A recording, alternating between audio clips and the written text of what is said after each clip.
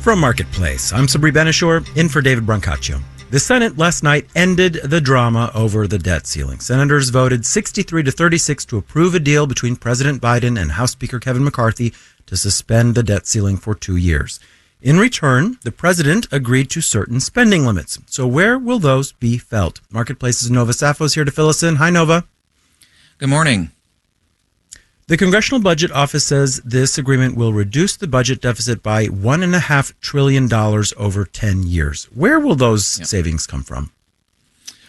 So the most accurate answer to that question, Sabri, is we'll have to wait and see, because lawmakers now have to get to work on implementing the cuts that were broadly outlined in the debt ceiling deal, and they'll do that through the budget crafting process. But we know some basics. We know entitlement programs won't be cut, so Social Security, Medicare, et cetera, or veterans benefits, and the military is actually getting more funding. That leaves what are called discretionary programs, which is really the rest of the federal government. The IRS, which got $80 billion to improve tax collection, will have to give some of that money back. Some unspent COVID relief money will be reappropriated to plug budget holes, about $30 billion worth there, though that's less than Republicans had initially sought.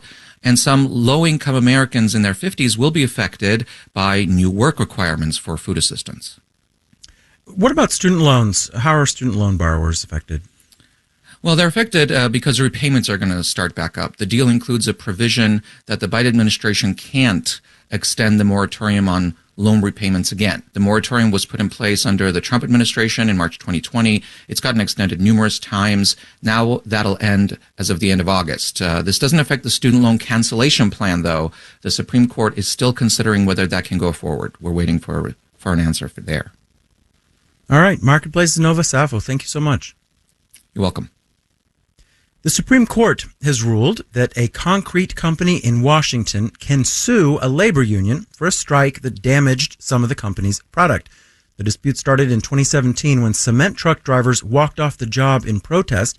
Their trucks, at that point fully loaded with wet concrete, had to be emptied, and all the concrete was lost. The decision was 8-1, with Justice Ketanji Brown Jackson dissenting. All right, let's do the numbers. Dow, S&P, and NASDAQ futures are all up in the 5 to 0.6% range, with the Dow future up 166 points. The 10-year Treasury yield is at 3.620%. Marketplace Morning Report is supported by UiPath. More than 10,000 organizations use the UiPath AI-powered business automation platform to automate business processes. It's a smarter way to innovate. More at uipath.com/marketplace. UiPath, the foundation of innovation. And by Forever Ago. It's a history show for the whole family. The podcast makes learning about the past fun while teaching listeners to think critically about history.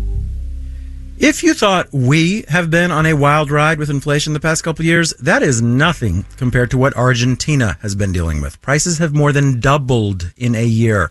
Its central bank, just like our Fed, has had to raise interest rates to fight that inflation. Argentinian interest rates are now at nearly 100%.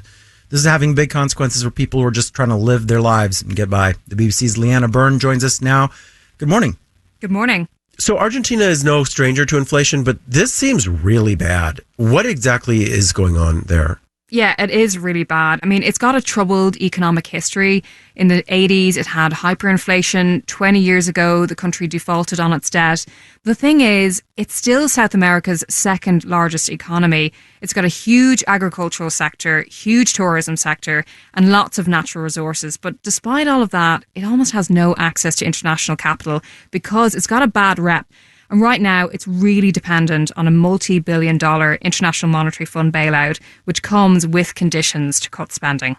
Well, what is it like to live through something like this for regular people? It's pretty tough for regular people there. Official figures say that 40% are living in poverty.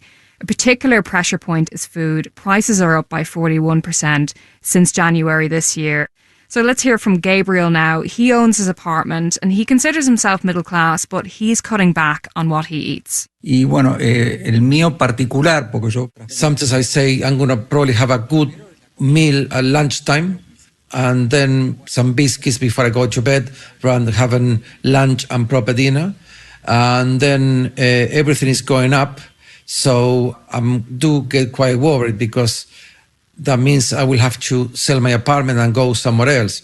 But the problem is, at the moment, nobody's got money to buy an apartment. That does sound very difficult. What ultimately is behind Argentina's current economic problems? I mean, it's kind of a complex picture, but to break it down, inflation has been particularly high since the economic crisis 5 years ago. The peso lost value, and since the Fed is raising interest rates, it's made its dollar debts and commodities a lot more expensive. Also, a string of the worst droughts for years have hit crop yields, and that means the revenues government gets from taxing grain exports are down. The government has actually been printing money. Here's someone with far more qualifications on this subject, economist Freddie Thompson. Governments that systematically spend more than they collect in taxes have to find ways how to pay for that difference.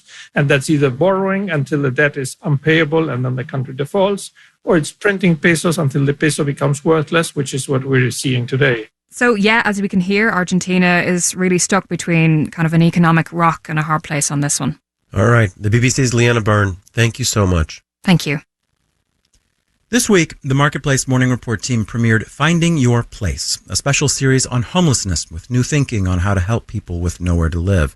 Our team took a look at the push to criminalize homelessness and spoke to people trying to hold down a job while looking for permanent housing and more. Here is a bit of that reporting.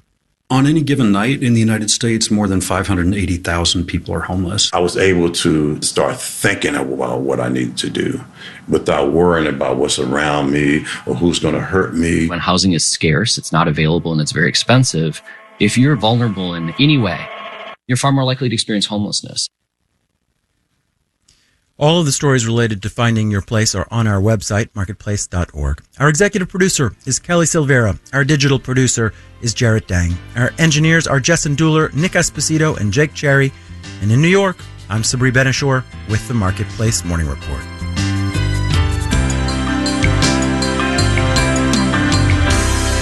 From APM, American Public Media.